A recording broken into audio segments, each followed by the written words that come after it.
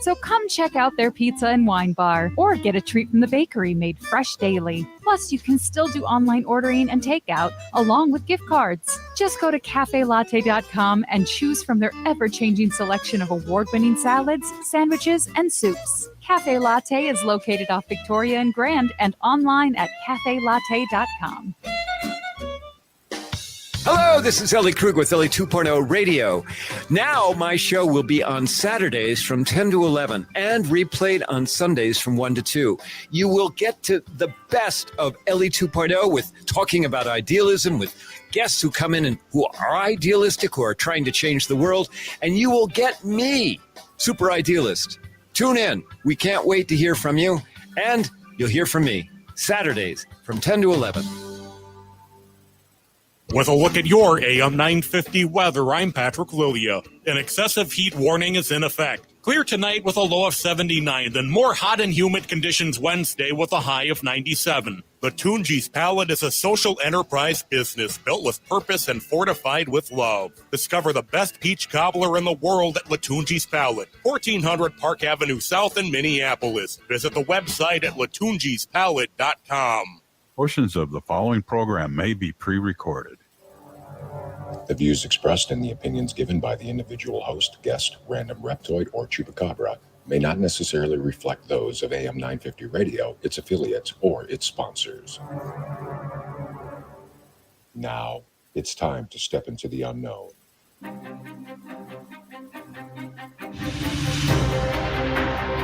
There are things people experience but never talk about. A shadow moving in the corner, flickering of the lights, a disembodied voice. We invite you to talk with us, share your story, share your experience, because this isn't just your story, this is our story.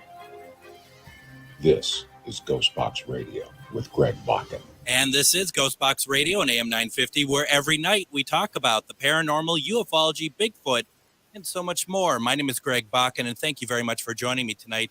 First off, I just wanted to say, wow, what a weekend. You know, you've been hearing me talk about this literally for months. The Anderson House event with Dave Schrader in Wabasha, Minnesota. That was just this past weekend. And wow, what an event. All my expectations were blown away. I'm going to be very honest there. And before we get to our guest tonight, I just have to say, first of all, thank you to my co-conspirator, Char Savoy, as we put this event together. Also want to thank Kyle and Austin and Tree, and yes, that is her name, and John for all the work they did when we keeping the event going really well. Also, Becky, thank you so very much for running the hotel, and your staff. The people there are wonderful. They worked very hard to keep everything moving, and I really do appreciate that. And of course, to Dave Schrader, really what a fantastic guest for a convention, for an event. And we actually are going to be playing this Thursday a episode we recorded this last Saturday at the Anderson House in front of a live audience. About 40 people were there, and they had questions for Dave. And we asked all sorts of questions, and really, it's very enjoyable. We're going to run that on Thursday, so definitely check that out. That's going to be a lot of fun. You know, this is something that I'm really excited to be able to talk about tonight. It's a film that I think we've all have seen. What we know about it, I have a feeling, varies from person to person. I've seen it mocked many times. I didn't even know that the film had a name. There's a lot about the film I didn't know, and that is the famous Patterson-Gimlin Bigfoot footage taken in 1967 of this creature walking bipedal across the screen. It's, you know, I mean, I just remember images of this from watching, like, In Search Of, you know, that sort of thing. Very exciting, very cool, but didn't know really a whole lot more about it than that. And I know that I'm a little behind the times here, but I also I found out that work had been done to enhance it, to make it better, to maybe get some more information from the images on the screen. And that's what we're going to talk about tonight. I have MK Davis with me tonight, who has been working on this for, I think, a couple years now. MK, how are you today? Oh, I'm fine. Thank you for having me on. No, thank you very much for coming on. I mean, this is one of those things that, to me, this is new information because I live in a cave, a little cave, I think. But you've been working on this for a while, haven't you? Yeah, more like about 25 years. Oh, that's all. Okay. Well, better late than never for me is what I'm thinking. For those who know about the film but don't know about the film, if you don't mind me, if you get what I mean, can you tell us about the Patterson-Gimlin film, please, as far as its origin? Yeah, it was taken in Northern California, Del Norte County, in an area called the Bluff Creek Drainage. It was taken. There were two men involved in the taking of the film. I tend to call it the Patterson film because the Mr. Gimlin didn't touch the camera. Sure. And in general rule, it gets it's the person who actually takes the camera that gets the name on it. Mm-hmm. But nevertheless, it's to each his own. Yeah. You'll find out when you talk to me that I look at it sort of matter of factly. I'm not a folklorist or anything like that. I look strictly at the film itself to see what's on it, and if I can help the film garner details out of the film that would tell us one way or another if it's real or if it's not real. Just the facts. Now, when you got into all of this, did you have, and maybe you still, I don't know where you stand in terms of your belief into the creature in general. When you started working on the film in terms of trying to dissect it a little bit more, did you have any sort of preconceived notions of what you thought that was captured? Not really. I felt like if that there's kind of a general rule. I'm an astrophotographer. Mm-hmm.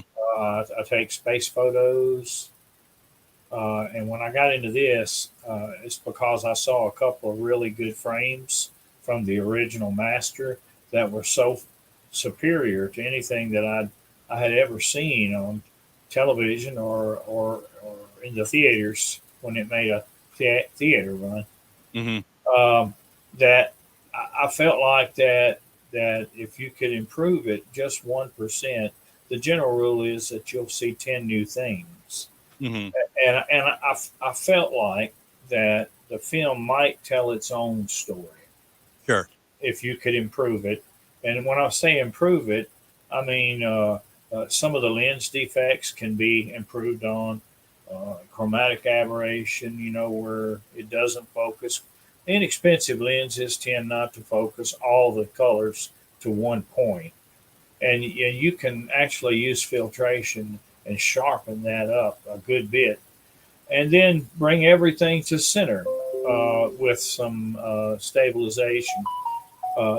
Your mind and your eyes work together to watch it, and it's hard to concentrate on more than one plane of movement at the same time. So you got the up and down motion of the camera. You got the background coming by right to left, and then you got the subject. And so what I did was to create stabilization where the subject is in the center and stays in the center.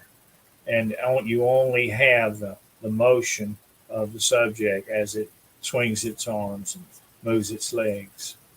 Yeah, that's something that I was watching a video that you put out about 2 years ago, and I want to get into that in a second. But I wanted to ask, what did you use as your master to do the work that you've done on it? It's taken me quite a few years. I've made inquiries and traveled to Oregon, Washington State, California. I've had people from Canada send me the images from the film that were closer to the master. Mm-hmm. And as I began to collect these, I could take those images, and once you get to a certain level of quality, you can turn a good picture into a great picture. Sure. If you have the knowledge to do so and the equipment. So, go ahead. Was the original film shot in 16 mil? Yeah, 16 millimeter.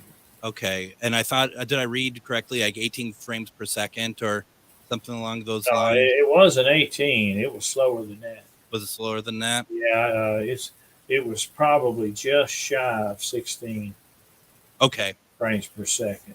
Okay. Does the original film still exist? It does. I read some material on it, and it said that it was in a vault, and it had never been projected. Wherever it is, whoever has it in that vault has a real treasure. They do, and it's very interesting because I mean, you could imagine, because I'm not quite sure. You're going off of imagery. You're going off of, I'm presuming, then video files, right? Opposed to a fresh, obviously not a fresh scan, which would be really interesting. No, I have some fresh scans also. I visited with Ms. Patterson. Okay. Roger Patterson's widow. Right. And she had some transparencies that were taken right off the original. And she allowed me to scan. I went to a photo house there in Yakima, Washington, and she allowed me to scan those. And then I have some others that were intended for publication, that they were internegatives were made, and paper Cibachrome prints made. And I have quite a few of those. And then I have a copy of I worked with a copy of the film for a couple of years. Mm-hmm. And then another copy was photographed through a microscope. And that was sent to me to work with. And I was able, they all have something to offer. You know, sure. Some may seem clear, but it may the color may not be quite as good, or one may be more, the color better, but just that type of thing.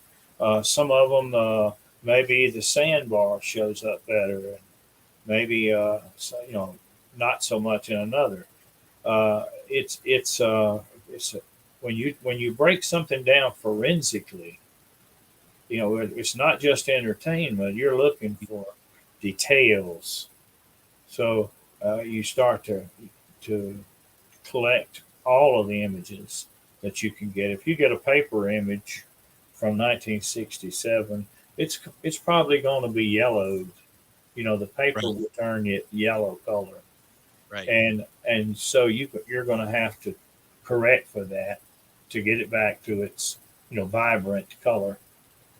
And if you get some of the other, the transmission images, the film, it tends to turn reddish. The plastic, the color, that dyes are okay, but the actual plastic will turn color. So you have to try to correct for that, and then you're trying to produce something that's really that will stand out. And I think a good photographic term would be to pop. Mm-hmm. To really see all the details. I was really surprised when I first stabilized it. I filtered it to get chromatic aberration corrected. And so I saved the images in black and white. So when I put them in an animator, it was 2 or 3 o'clock in the morning, mm-hmm. and I hit preview, and I was shocked myself at just what I was seeing on that film. When you hold that subject steady, you see the minutia. You see the clavicle under the skin move up and down, and things like that. Things that you recognize from everyday life. That these were biomechanics, not a suit. So I was prepared for if I saw a zipper, that would be fine with me. But that has not been the case. The face, her face, which for those who don't know, that creature is female, and if I'm not mistaken, she's been named Patty, right? Well, I mean, it just that name. That's what they stuck, yeah. But seeing her face in your video, and we're going to go to break in a couple minutes here, but seeing her face in the video just really, to me, was an immediate, like, there is no way. I know you looked at everything else to do with her movement and the muscle structure and stuff, but her face, to me, was like, this is no mask. This is no suit. This was absolutely an eye-opener for me, looking at that. Yeah, well, me too. I mean, it's just incredible. I mean, just the look on her face, looking back at the camera, and it's mesmerizing. Even watching her walk, and watching her just seeing the movement and looking to see if I could find anything. I mean, I don't know anything about this stuff, but anything that I could see that'd be like, oh, well, that you can explain this away and that away. And that's pretty incredible. Well, there's been some recent progress when it comes to her face. There was a gentleman from Oklahoma by the name of Todd Gatewood, mm-hmm. who got in touch with me, and he said he had some processes that he wanted to try, and I had the single best image from the film, and I sent that to him to let him try it out. And when he got through, I was just mesmerized by it. The face, even you could see individual hairs on her head. Yeah. The eyeball, you could see the cornea in there, and all kinds of details like that. It was just incredible. And the face, when you see that face, it just it kind of grips your heart. It does. Now Todd is watching tonight. Hi, okay, Todd. Good. Nice to watch you. Let's do this though. Let's go ahead, and we're going to take our first break. What we're going to do, we have so much to talk about. If you have questions about anything that MK Davis is talking about, this is so fascinating, and it's really cool to break this down. We're talking about the Patterson-Gimlin film. You're listening to GhostBox Radio on AM 950. Reach your highest level of consciousness and well-being with MetamorphosisConnections.com.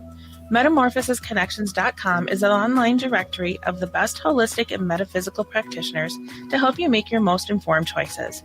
You can search MetamorphosisConnections.com for classes, events, wellness and life coaches, plus metaphysical products and shops.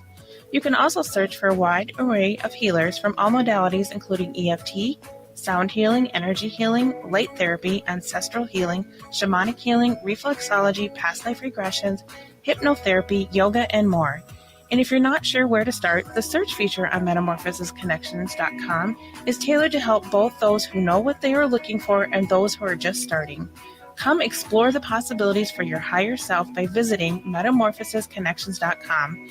Their experienced practitioners can guide both beginners and those that are already on their spiritual journey. That's MetamorphosisConnection.com, your link to direct you on your spiritual transformation. This is Robert Pilot of Native Roots Radio presents I'm Awake, weekdays at 5 p.m. On our show, you'll hear about Native issues like treaties, protecting Mother Earth, and holding our elected officials accountable. Weekly correspondents like Dr. Stately, State Senator Mary Kunesh, Robert Lilligren, and Bob Blake update us with the latest news from Turtle Island. Native issues are human issues, and human issues are Native issues. Listen weekdays at 5 p.m. or watch the show on Native Roots Radio social media accounts. Ho-wah! Hi, everyone. Listen to my show, The Matt McNeil Show, weekday afternoons at 3 p.m. on AM 950, the progressive voice of Minnesota.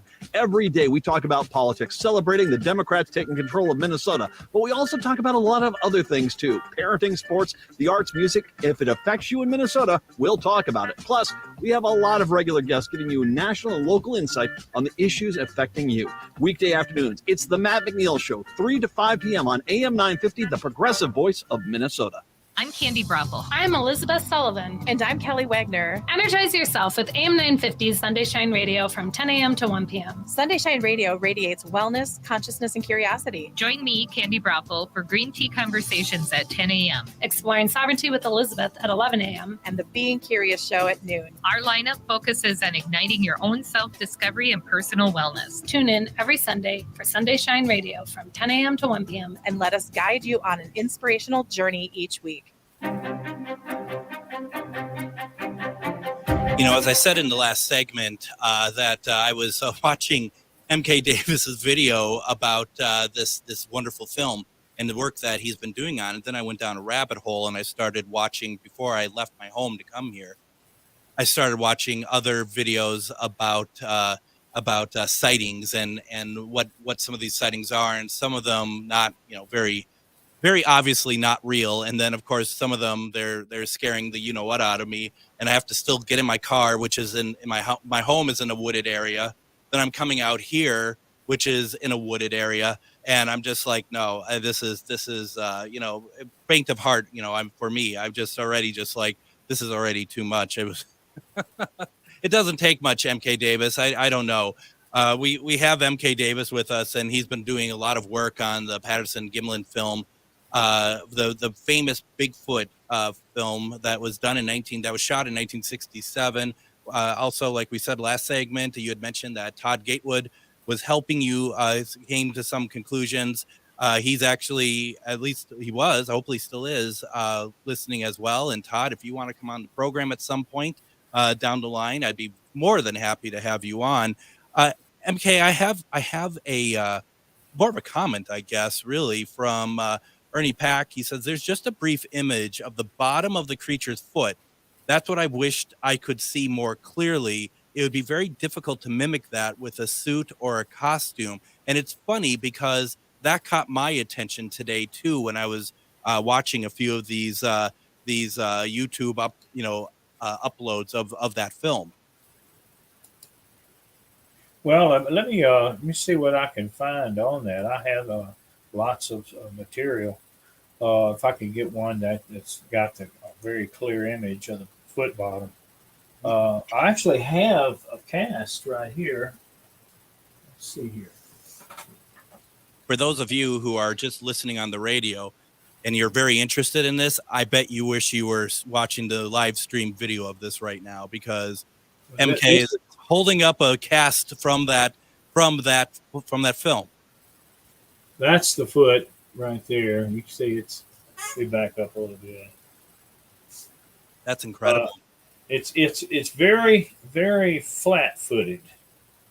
Like me, I'm very flat-footed. Mm-hmm. But it's a pretty good sized foot.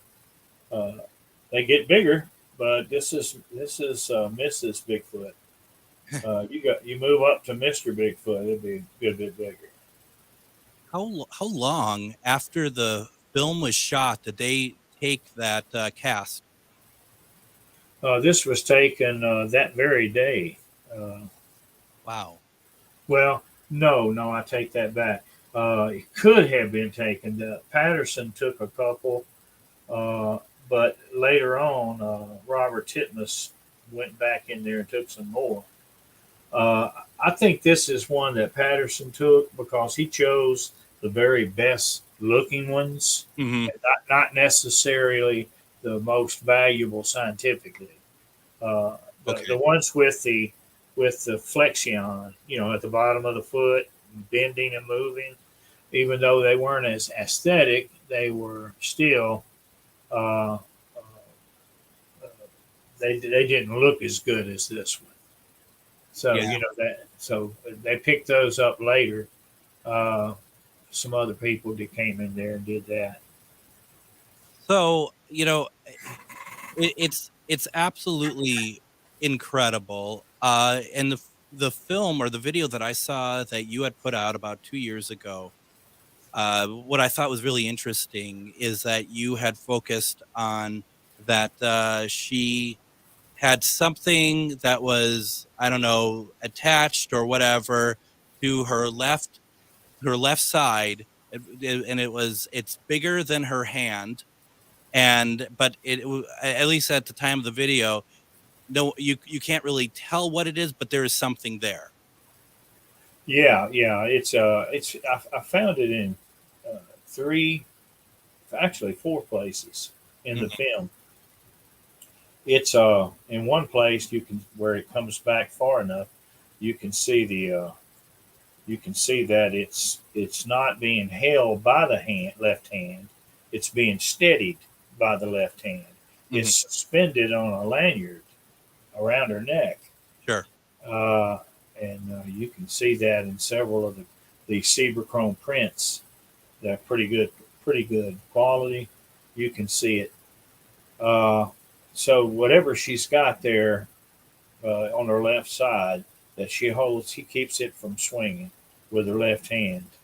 You don't have but a minute of film,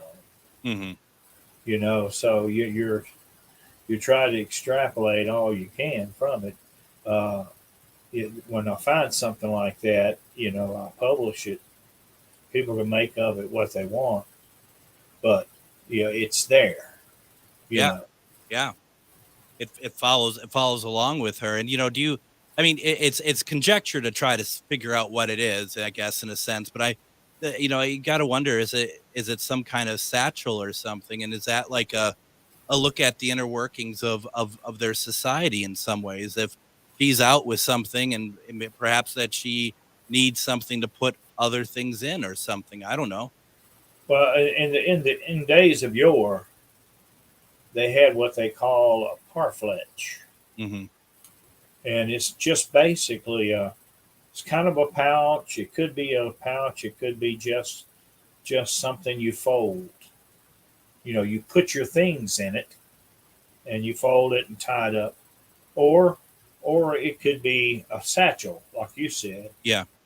Still a parfletch. It's for your things, which whatever she had was fairly heavy because the way it swung, on the left side in relation to her steps. And she was constantly having to correct it and hold it.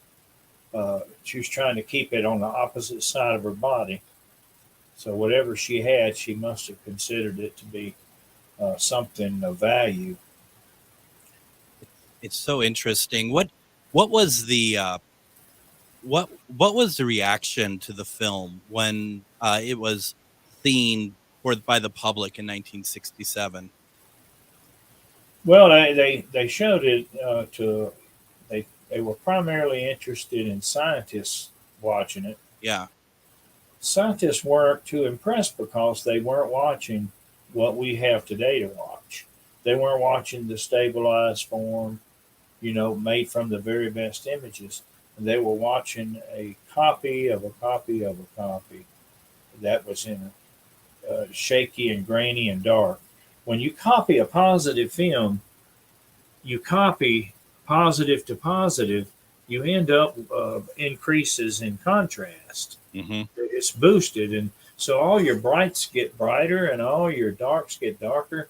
And by that time, they had pretty much just showing a silhouette.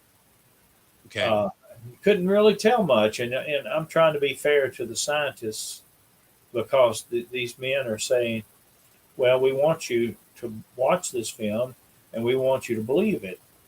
But it was just a silhouette. You can look behind me, and that's what was on the master.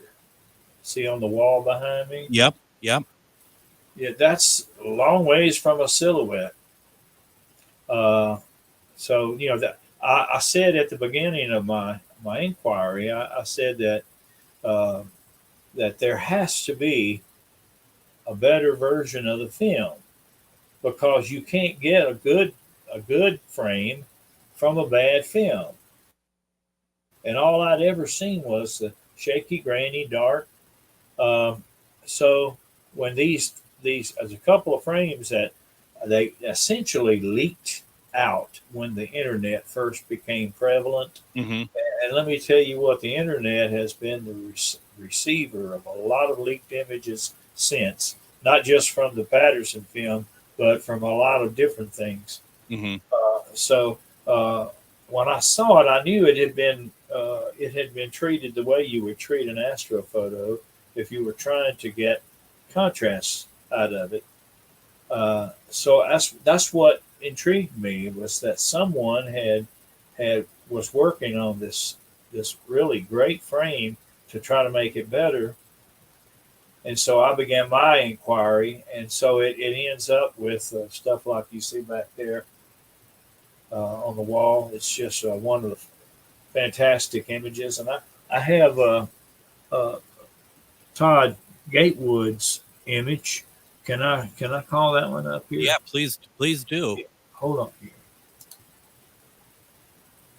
And if you're just joining us, we have on MK Davis, who has been spending a great deal of time trying to get more clarity out of the Patterson-Gimlin film, which is, of course, the amazing Bigfoot film from 1967. And you all know the one we're talking about, the one that the Bigfoot creature, she is walking just in the open, basically, and kind of looks back at the camera.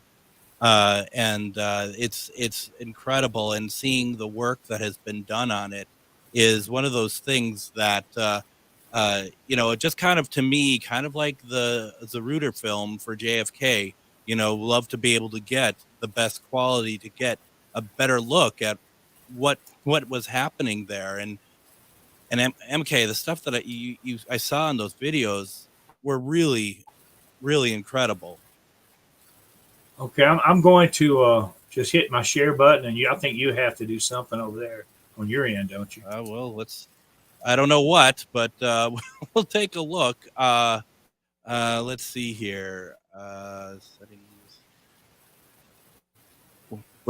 Welcome to learning how to use StreamYard Live on the air. Let's see. Blah, blah, blah.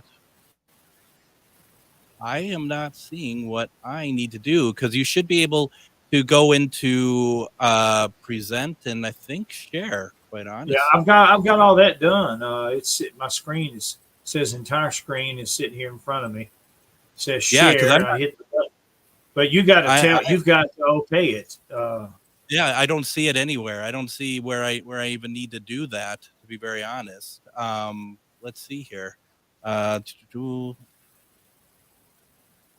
Yeah, this is good times right here. Let's see if I can share screen, slides, video. You should be down here on the menu down there. Yeah, on the menu I have present, and then like share screen. That's for my own sharing of the screen, which I am unable. That I don't have anything to share. I'm looking in settings. Let's see if we can find in general here.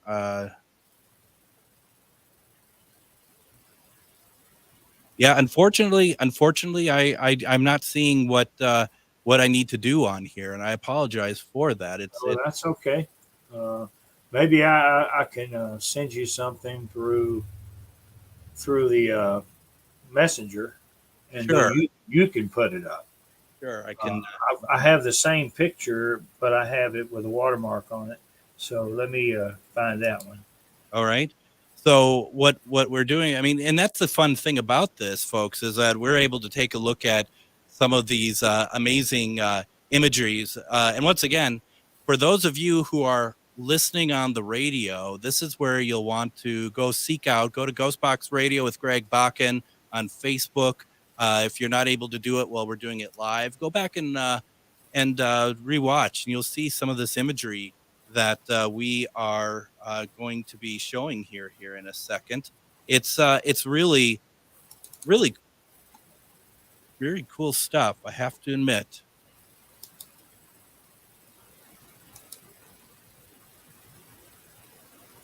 And okay, I got that. I got the watermark. Okay. All right. All right. And it'll take me a second because I need to send it to a different computer, because it's never easy, MK Davis. It's never easy just to send it to where I'm at. Okay. Oh, yeah. Look at, holy cow. That's. Now, wait till you get at that up full screen, then you'll almost choke. I mean, Yeah. it's so good. I'm going to take a quick. I'm going to send it to my station computer right now. It's going to take me just a second here, as we do it. And once again, folks, you're going to want to check this out if you're interested in this stuff. I've never seen that any more clear. So I'm going to go over here now. I got to tell you all what I'm doing step by step, because otherwise it'll just be quiet as I'm trying to figure it out. And this is really something. Let me get here. And of course, every station computer is very slow. I have never seen anything like this before. I'm going to be very honest. Well, before Todd came along, I had neither. I was so amazed at, and I what I did was to superimpose it over the image that I sent him to make sure nothing was added to or taken away, and it absolutely wasn't. Are you ready for me to share? Yeah. Here we go. We're going to be in the background because it needs to be kind of reset, but here it is. And that is from the film. That is from the film. That's just how good the original film was. It was, when you have a good photo, you can turn it into a great photo with his process. But you cannot take a bad photo and do this. No. So you have to get something to work with that's good already. That is incredible looking. You could see the why don't we do this? I'm going to leave it up here for people to look at during the break. For those of you who are listening on the radio, when we come back, we'll go through very much the detail of what we're looking at here, because this is just too incredible. Let's take a break. When we come back, we're going to finish our conversation talking about this film, talking about this image that we're looking at right now of the Bigfoot that was taken in that Patterson-Gimlin film in 1967. You're listening to GhostBox Radio on AM 950. If you own a holistic or metaphysical business and are looking to expand, then you need to be listed on metamorphosisconnections.com. It's a network where you can grow with like-minded practitioners and reach new clients. Metamorphosisconnections.com is an online directory you need to list yourself and your business.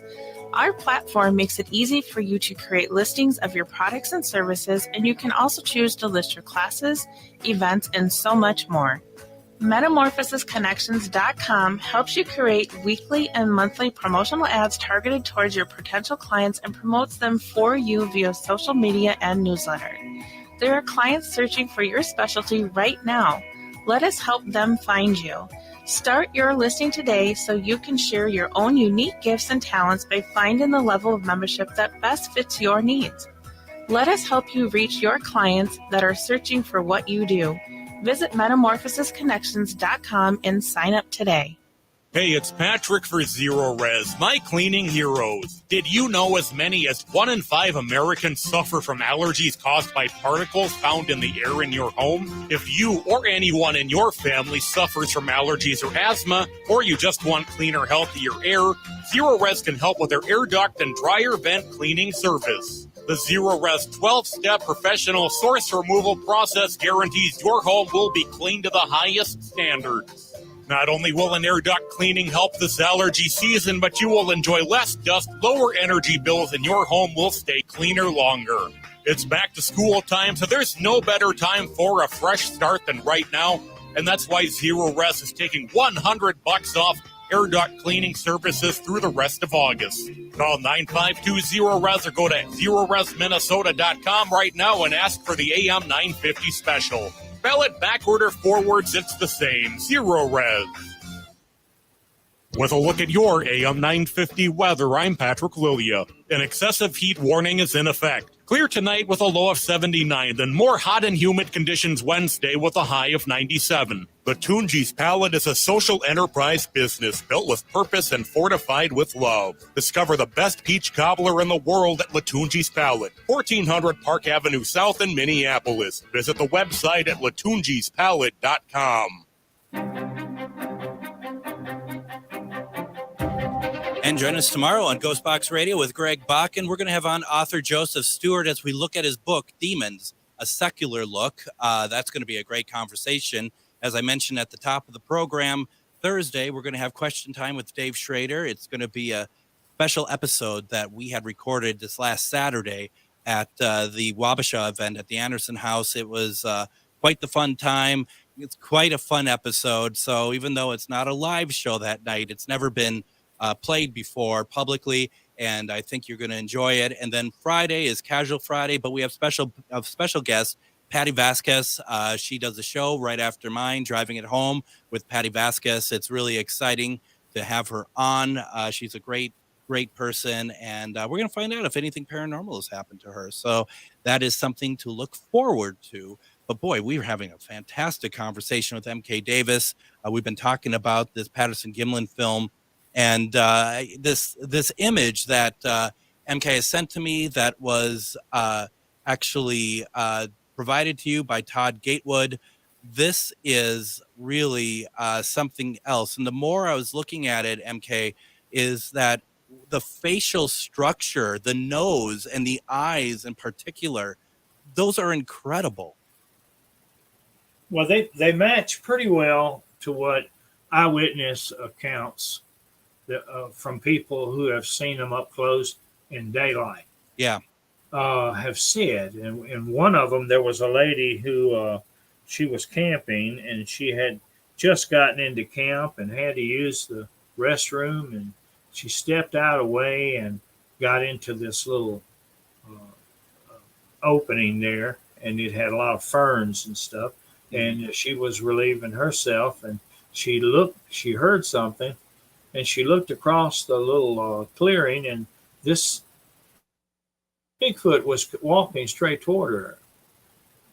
And she stood up, snapped her pants, and the Bigfoot walked within 15 feet of her. Mm-hmm. She said it never turned its head toward her. It just cut its eyes at her. And she says that was the most outstanding thing about it was it was the eyes were just fabulously beautiful. They had long eyelashes, and the color was so pretty. But it was an older Sasquatch, and it had a wound on its shoulder that was infected. Oh, and it was, you could tell by its breast that it was old.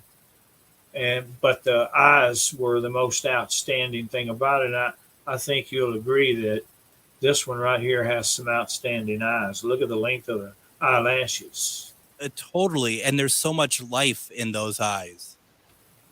It's incredible. Yeah, right. It is. I agree. It's worlds collided on that day. Yeah. Her world and their world and our world all intersected. Do you have any possible thought or theory how long they live for? A lifespan? I really don't know. I really don't. It's it would require being able to follow one for its life, to see. I know that their physique is such. It's very different from us. As when I say us, I mean modern man. Yeah. It is so massive and dense that what I've been able to determine that a cubic inch of Sasquatch flesh would weigh about double what a cubic inch of our flesh would weigh. Makes sense. And it has all the appropriate organs and things to support that kind of fibrous muscle. That would mean the heart and the lungs and vascular system. And the reason why I ask is because I just wonder, and obviously I know you can't answer. It's more of just a question out loud. Is wonder if she's still alive. Well, I personally was not around back then, and I don't live in that area, but I have some testimony that seems to indicate that she perhaps is not. Oh. So I'll just leave it at that. Sure. But it would require a lot of explanation. But for that day, for that moment, the life that's in her, you can see it. You can see it in her face. When someone's eyes, you can almost read them. I mean, to me, it just looks like a mother. Yeah, I agree with that. Now, am I correct in understanding that the reason why Patterson did not follow her any further was that he was afraid that there were more waiting for him down the path that she was walking? Well, he wasn't just afraid of it. He knew it. He knew it. Yeah.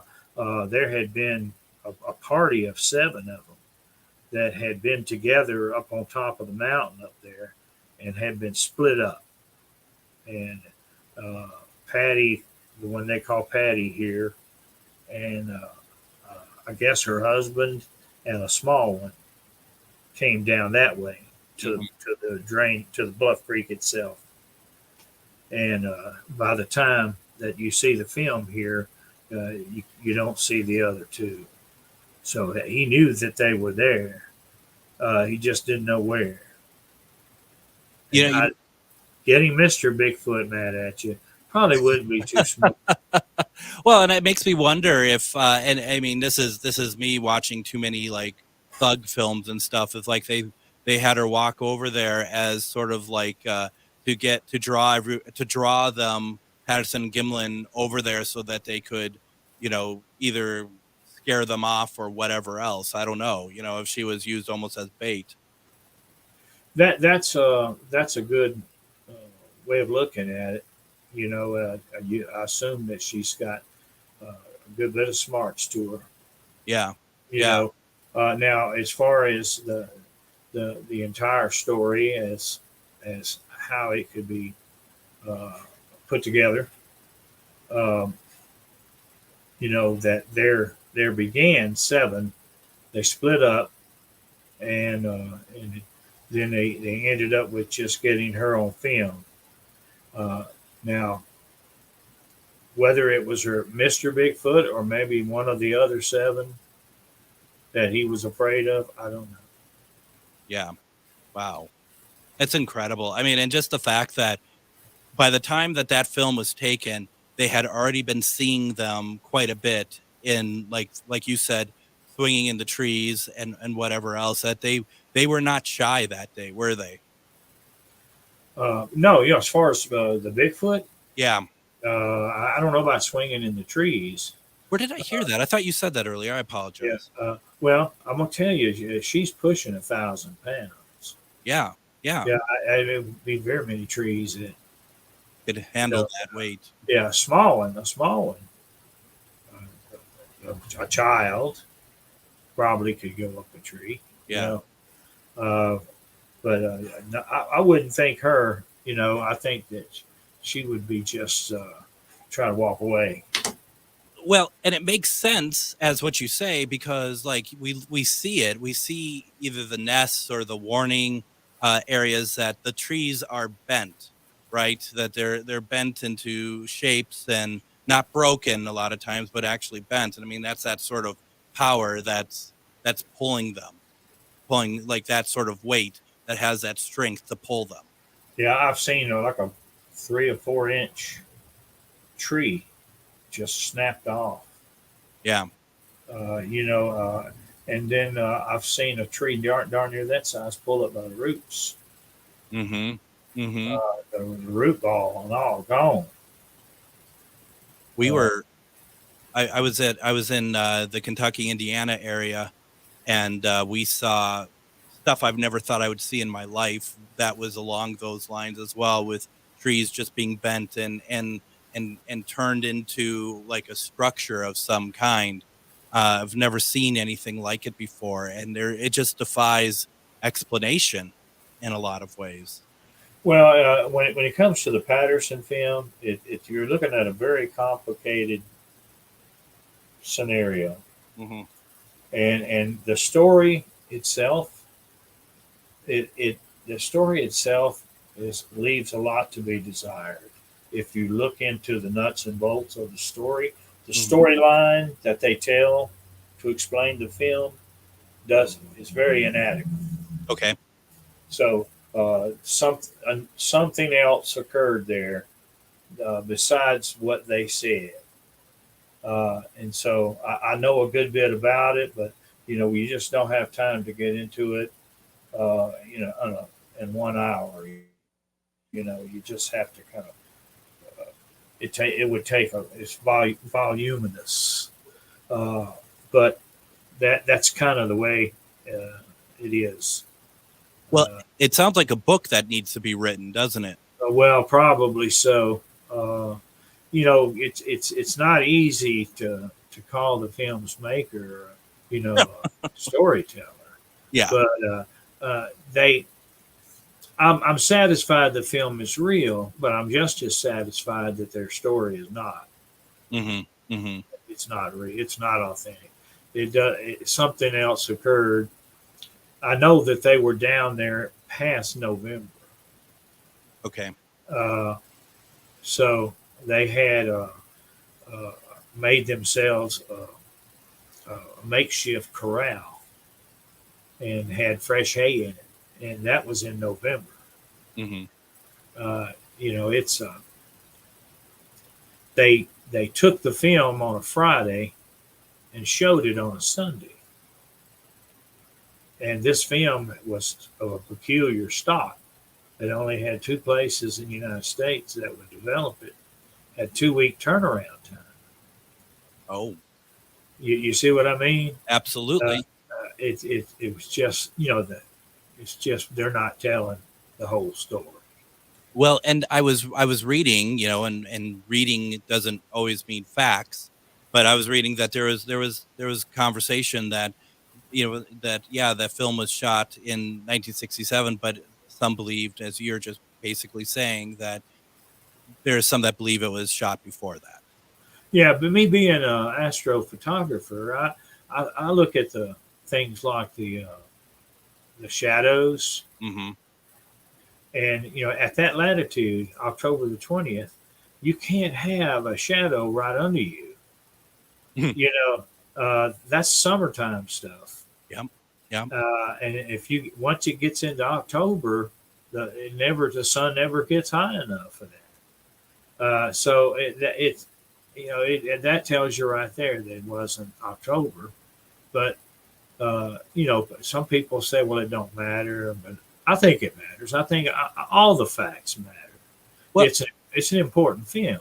It is, and you get to the point of like if you can't believe when they say it's shot, then what else is not factual? And I guess the only saving grace to that is like the work that you and Todd are doing and others that are. I agree with that. Yeah. And we have about a minute and a half left here. Do you have a theory why that they weren't upright with the timing of when the film was shot? Well, I won't get into the nuts and bolts of it because I don't have enough time, but I will say that something occurred during that time that they did not want the general public. It was not intended for the general public. So they rather than tell the whole story as it occurred, they excused themselves, made a tailored story the film, what you see on the film is very edited. It's in 2 or 3 different sections. Yes, it is. That leads to my last question. Do you think there's more that we hadn't seen? Oh yeah. Oh wow. That's interesting. You can really get into some things when this is a complex film. It's not somebody standing there and taking a film of their Aunt Martha or something. Yeah. It really is complex, but it can be explained. It takes time. And it's one of those things that if you're just a layperson like myself and you're just watching it at face value, you may miss the fact that you're jumping around quite a bit, actually. Yeah. It's cut off. She starts out one direction, suddenly she's upstream, walking upstream, out in the open, and then again, it jumps again.